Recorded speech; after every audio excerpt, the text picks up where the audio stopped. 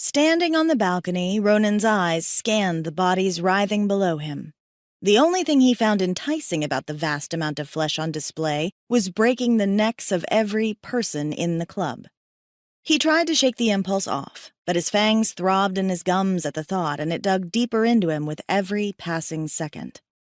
His entire existence had revolved around one mission: protect the innocents of this world, whether they be human or vampire.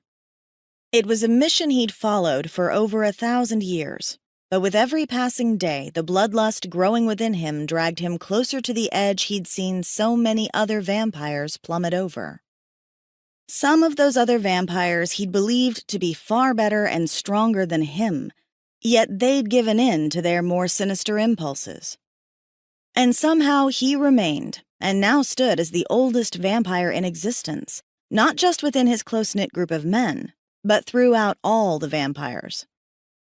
Every day he woke, he questioned if that day would be the day he fell to and became the thing he despised the most: a savage. He didn't try to tell himself that he would never give in. He'd done that for many years, but this past year he'd come to realize it may be inevitable that he succumbed to the bloodlust beckoning him.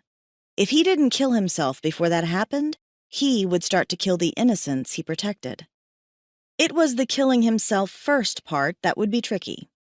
Savage vampires thrived on the blood of innocents, but they weren't stupid or lost to the madness of the death they delivered.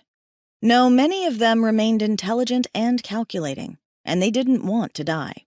A vampire who gave himself over to their inhumanity simply saw nothing wrong with what they were doing.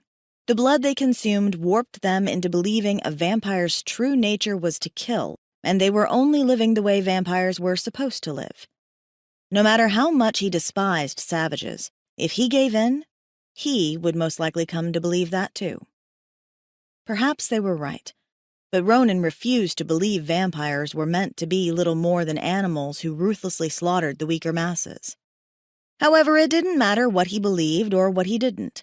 He was teetering toward the savage side.